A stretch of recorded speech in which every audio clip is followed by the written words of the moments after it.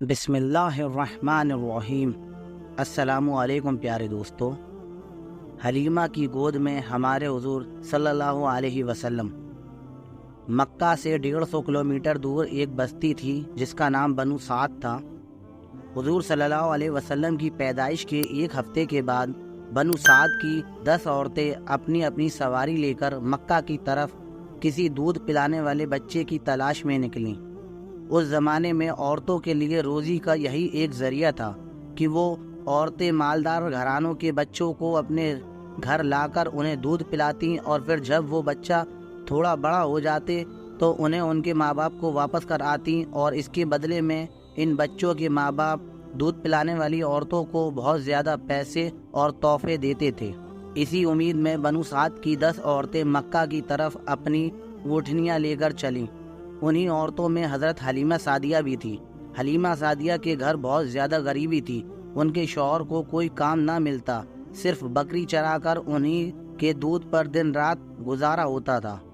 حلیمہ سعدیہ کے گھر میں ایک اونٹنی بھی تھی، لیکن وہ بہت زیادہ کمزور ہو چکی تھی، کیونکہ بنو سعد قبیلے میں گھاس بھی بہت کم اگتی تھی، اس لیے جانوروں کو بھی صحیح چارہ نہیں مل پاتا تھا۔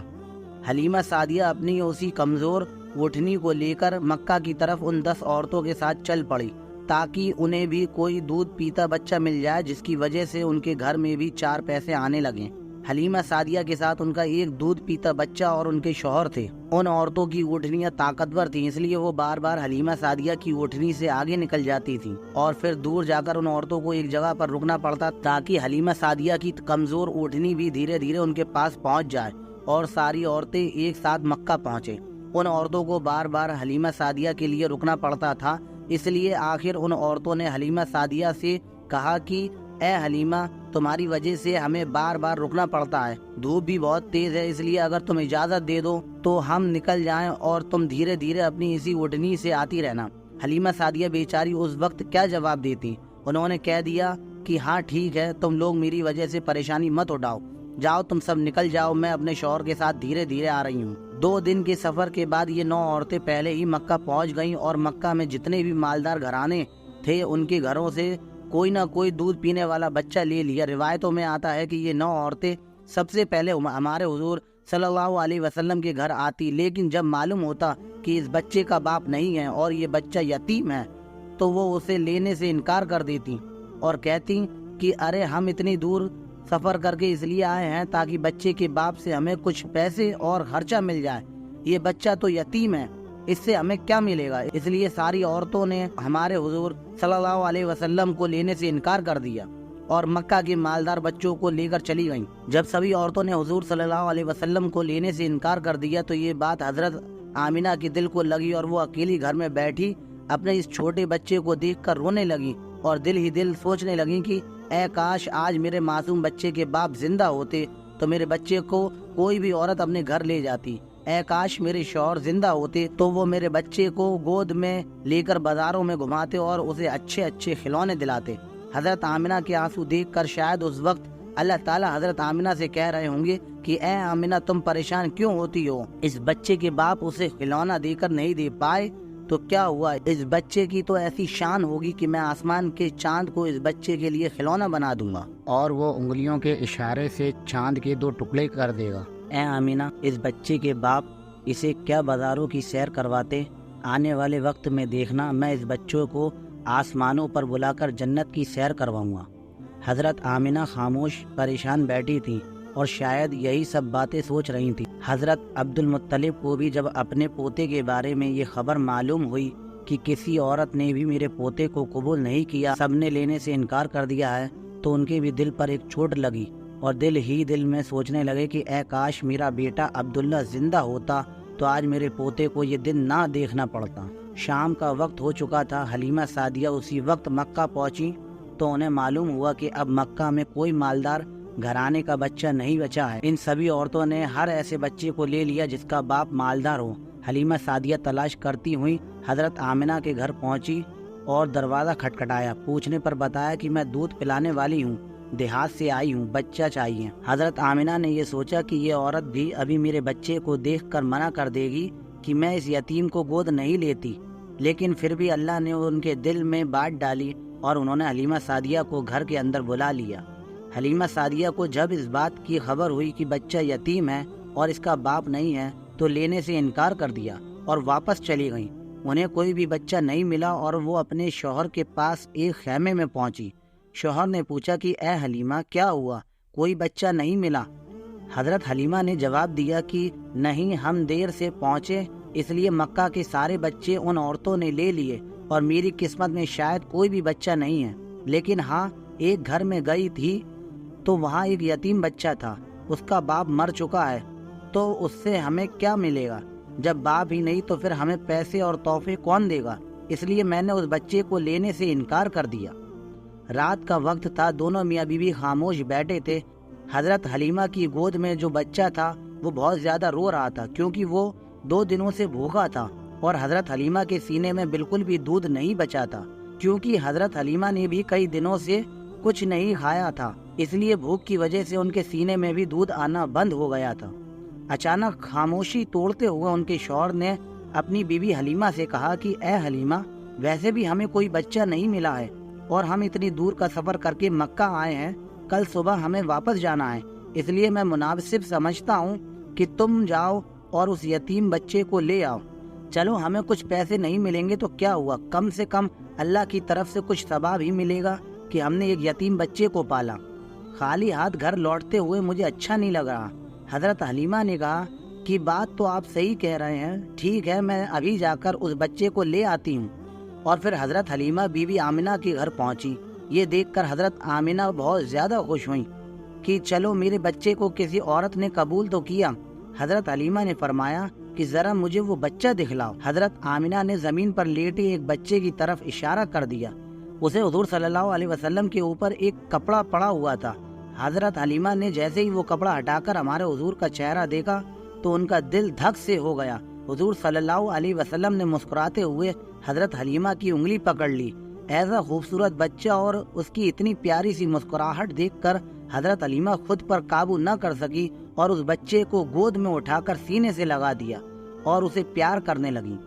بچے کو سینے سے لگاتے ہی حضرت حلیمہ کو ایسی ٹھنڈک محسوس ہوئی کہ جو انہیں ساری زندگی میں نہیں مل سکی۔ پھر حضرت حلیمہ نے کہا کہ میں اس بچے کو ضرور لوں گی۔ حضرت آمنہ نے خوش ہو کر عبد المطلب کو بلوایا اور کہا کہ ایک عورت بچے کو لینے آئی ہے۔ یہ سن کر عبد المطلب بھی خوش ہوئے اور جلدی سے گھر پہنچے۔ حضرت حلیمہ سے پوچھا کہ تو کس قبیلے سے ہے؟ تو انہوں نے جواب دیا کہ میں بنو سعد سے ہوں۔ پھر پوچھا کہ تیرا نام کیا ہے؟ تو فرمایا کہ میرا نام حلیمہ سعدیہ ہے۔ یہ سن کر حضرت عبد المطلب نے خوش ہو کر کہا کہ واہ بھائی واہ، نیکی اور سادگی ایک ساتھ جمع ہو گئی۔ انہوں نے حضرت حلیمہ کی تعریف کی اور پھر فرمایا کہ تم میرے بچے کو لے جا سکتی ہو۔ حضرت حلیمہ جب بچے کو لے کر آگے بڑھنے لگیں تو رک کر حضرت آمنہ سے کہا کہ اے آمنہ، میں دیہات کی رہنے والی ہوں، میں نے آج تک اس جیسا خوبصورت بچہ دیہاتوں میں نہیں دیکھا۔ حضرت آمنہ نے کہا کہ اے حلیمہ، تم دیہات کی رہنے والی ہو اور میں شہر کی رہنے والی ہوں، میں نے آج تک اس جیسا بچہ شہروں میں نہیں دیکھا۔ حضرت عبد المطلب پاس کھڑے تھے، انہوں نے کہا کہ اے حلیمہ، تم نے دیہات میں ایسا خوبصورت بچہ نہیں دیکھا، اور اے آمنہ، تم نے شہروں میں ایسا خوبصورت بچہ نہیں دیکھا، اور میں ملکوں کا سفر کیا کرتا ہوں، میں نے ملکوں میں ایسا خوبصورت بچہ نہیں دیکھا۔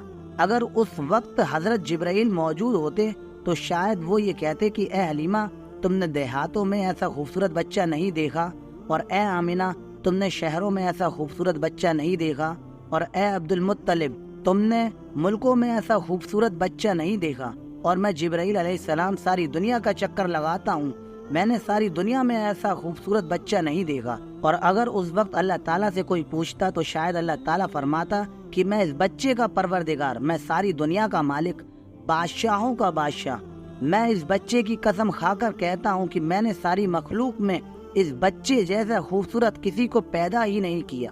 حضرت حسان رضی اللہ تعالی عنہ نے ہمارے حضور صلی اللہ علیہ وسلم کی تعریف کرتے ہوئے ایک بار فرمایا تھا کہ اے ہمارے حضور صلی اللہ علیہ وسلم، آپ سے زیادہ حسین میں نے کسی کو نہیں دیکھا، اور آپ سے زیادہ خوبصورت انسان کسی عورت نے نہیں پیدا کیا۔ آپ تو ہر برائی سے پاک کر کے پیدا کیے گئے، آپ تو بالکل ویسے ہی پیدا کیے گئے جیسا آپ کو ہونا چاہیے تھا۔ حضرت حلیمہ سعدیہ حضور صلی اللہ علیہ وسلم کو گود میں لے کر اپنے شوہر کے پاس پہنچی۔ رات بہت زیادہ ہو چکی تھی، بھوک بھی بہت زیادہ لگ رہی تھی۔ وہ چھوٹا بچہ بھوک سے رو رہا تھا۔ حضرت حلیمہ نے حضور کے بارے میں سوچا کہ اس چھوٹے بچے کو اپنے سینے سے دودھ پلا کر تو دیکھوں، شاید 1-2 قطرے دودھ اس بچے کو مل جائیں۔ حضرت حلیمہ نے جیسے ہی حضور صلی اللہ علیہ وسلم کو اپنے سینے سے لگایا تو ان کے سینے میں دیکھتے ہی دیکھتے دودھ بھرتا گیا اور حضور صلی اللہ علیہ وسلم نے پیٹ بھر کر دودھ پیا۔ پھر اس دوسرے بچے نے بھی پیٹ بھر کر دودھ پیا۔ حضرت حلیمہ اور ان کے شوہر یہ دیکھ کر بہت حیران تھے کہ آخر یہ سب کیا ہو رہا ہے۔